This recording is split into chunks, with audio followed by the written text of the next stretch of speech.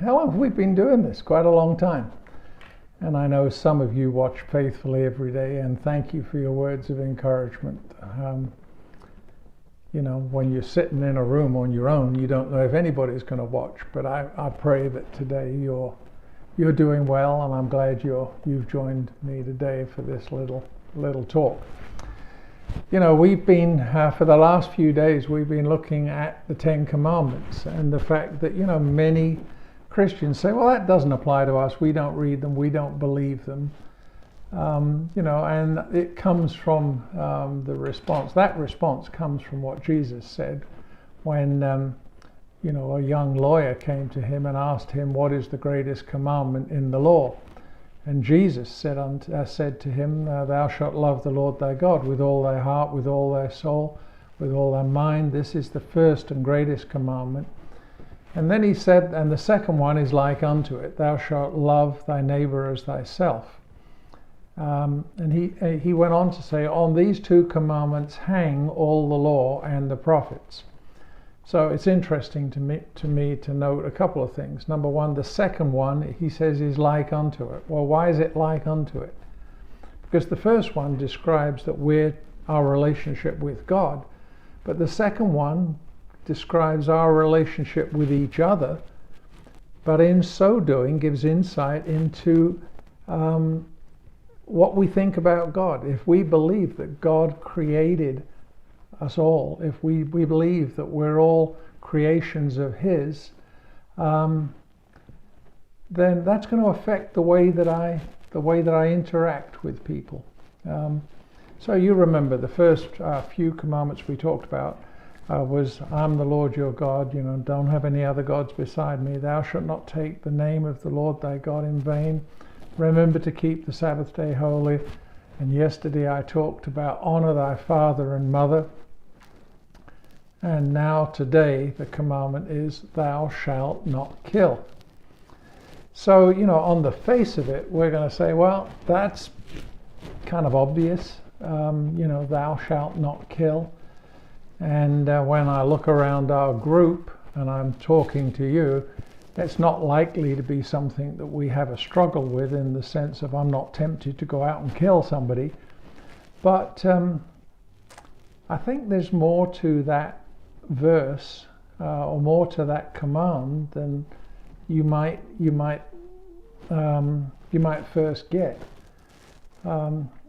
I believe, as I've said, that if you believe that we are all creations of God and that life uniquely came from Him, then who has the right to take life away? And that's only Him. So when we see legislation and we see acts of man that are designed to take what God uniquely and sovereignly has given, then we have to call a time out and go, wow, we are told in the scripture, thou shalt not kill. Now, actually, I thought when I started this was going to be something really quick and really an obvious topic, and I wouldn't have much to say. And if I'm not careful, I've got so much to say to keep us on the deal here for half an hour or an hour, maybe longer. But one of the most fundamental things I want to tell you about thou shalt not kill is the word there. The word kill in Hebrew is the same word is translated murder. It's the malicious, unlawful taking of a life. That's what that word referred to. It refers to what happens, and we see these stories every day as to how on earth did man get so depraved, or how did an individual get so angry that they literally killed someone else. They snuffed out a life that God in His sovereign wisdom gave to somebody. I believe that in fact as Christians we're at our best when it's not that we're killing others, but that we're instilling life into others. And how do we do that? Through the dissemination of the gospel, right? That's what the Christian message is all about. I didn't come that you have death, but I came so that you can live in life. And I believe that when we all understand that we're all precious, Denise and I have been talking recently about the fact that America underscores much of the racial prejudice that's going on when we allow words like Black Lives Matter. I hope and pray that as a nation we can get to the place where we can say all life matters. Black and yellow, red and white, all are precious in His sight. But this topic of thou shalt not kill produces sub-discussions, and I don't know that I want to get into them all today. But let's just talk about one, and you know which one I'm going to choose, and that's the subject of abortion. From our perspective, we believe that life is a gift of God. And there are others out there that seem to say that. In fact, there's a group out there that, are generally called humanists, and they believe that all life is sacred, or apparently they do, because they'll risk their lives to go out and save seals and whales and dolphins. And I'm sure you've seen the pictures of them sailing in front of big fishing trawlers and trying to do whatever they can to stop the slaughter. But I read the other day that the Toronto Sun, which is considered by many to be a fairly left-leaning publication, did a survey amongst the members of Greenpeace. And here's this group that is putting their life at risk to save the life of a seal, but 95% of the people polled in that group said they were pro-abortion. So on the one hand, they're people who would risk their lives to save a baby seal, but they have no problem snuffing out the life of an unborn baby. You see, despite what they say, all life to them is not sacred. And so they wouldn't march with me under the banner saying all life is sacred, because to them it's only the life that they want to protect that is sacred. And what that quickly leads to is a situation where situational ethics come into play.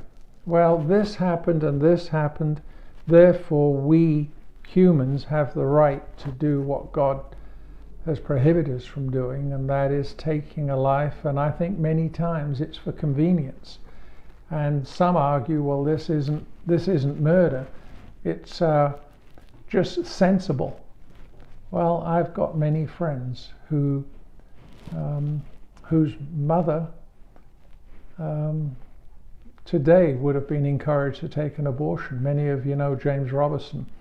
I worked with him for many years, and James was the product of a pregnancy that occurred outside marriage. But what a testimony, what a man, what a glorious life for the Lord that has been lived as a result of that mother carrying that baby to term. I read about a teacher who was talking to her students and talking about the human reasoning of these matters, and she laid out a hypothetical situation, and she laid it out to get her students to consider the matter. She says, okay, let's consider that there was a mother who was pregnant with her 5th child.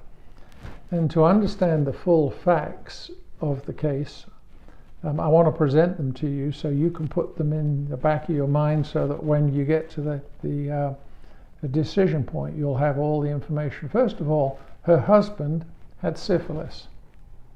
Secondly, the mother, had tuberculosis. The first child that she bore was born blind. Her second child died. The third child was born deaf. And the fourth one had tuberculosis. Excuse me. So here's the question. Based on that past history, this mother was considering having an abortion. So, class, what do you think? Considering her past, considering everything that I've just told you, should she have an abortion or should she not? So you can imagine there was some discussion amongst the students. But in the end, they all reached their own conclusions, and the teacher took a poll. But here's what she said.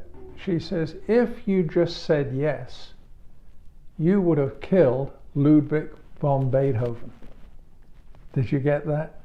Ludwig von Beethoven, probably one of the greatest composers ever, was born in a situation that today would almost certainly have resulted in an abortion. And I do believe abortion is a terrible curse on our nation. I believe it's a terrible curse on our generation. I'm reminded of when Denise and I went to see the Holocaust Museum in Jerusalem. One of the questions that you can't help but ask as you go around that museum is, why was the world silent? Why were the Christian churches in Germany complicit in that slaughter? And then I have to say, okay, and how will history look at us? Maybe history will be even more perverted. Maybe life will go on into ways that we can't even imagine. But if any honest appraisal was made of our situation today, the question would be, how did we permit this to happen? And we can say, well, I didn't. But, well, I do believe that we have an account. We have to give an account for some of that. Yeah, so I think that when you consider the story, the hypothesis, it wasn't a hypothesis, it was an actual story, it was an actual set of circumstances that teacher presented to the class. But it does raise questions. The question that I often have when I think about this is, what happens to that aborted little baby? We believe that life begins at the point of conception. So does that baby that is aborted freeze at that point, or do they go on? Does their spirit go on to develop? They have an eternal soul. Where are they in all of this? You know, I'm not a fan of Dr. Seuss. You know, he's written all sorts of kids' books and things. Some of them are a little weird. He did write a book that I read once. It's kind of interesting. It said, "You're only old once," which I guess is true. But the premise of that was that he was absolutely fed up with a social life that revolved around doctors. But I did come across a poem that he wrote. I'm going to read it to you. It's kind of tongue-in-cheek, and it's certainly not written from a Christian perspective. But I thought today, as I just wrap up our little time together, I'd read, "A Happy Birthday to You," a poem by Dr. Seuss. "If we didn't have birthdays, you wouldn't be you. If you'd never been born, then what would you do? If you'd never been born, then what would you be?" And he says, you might be a fish, or a toad in a tree, or a doorknob, or 3 baked potatoes. You might be a bag full of green tomatoes. Worse than all of that, why? You might be a wasn't. Wasn't has no fun at all. No, he doesn't. Wasn't just isn't. He isn't present. But you are you. And now, isn't that pleasant? Today you are you, true, that it's truer than true. There is no one alive that is more youer than you. So shout aloud, I'm lucky to be what I am. Thank goodness I'm just not a clam or a ham or a dusty old jar of sour gooseberry jam. I am what I am. That's a great thing to be. If I say so myself, happy birthday to me. So I think that poem should be required reading of every advocate of abortion, because every aborted life or every aborted child is an aborted life. Who knows what they may have gone on to do? They may have gone on as Ludwig did, to present us with the most incredible music. But maybe the life that was aborted yesterday was intended in God's plan to bring us some miracle of healing. Maybe we would not be facing the situation we're facing today had those decisions not been made. So I've only scratched the surface of this. I'm going to come back tomorrow a little bit more and talk about a couple of other topics that relate to this. So I don't know if any of that was thought-provoking to you. I know it was for me as I considered it.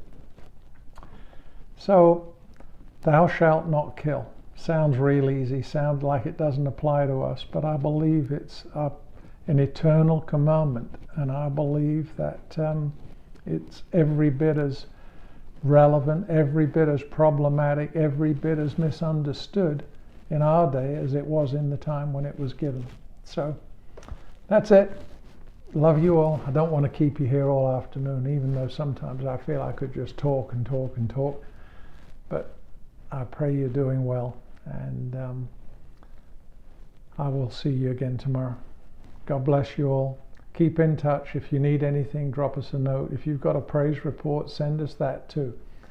And the Lord bless you, keep you, make his face to shine upon you, and give you peace. In the name of the Lord I pray. Amen.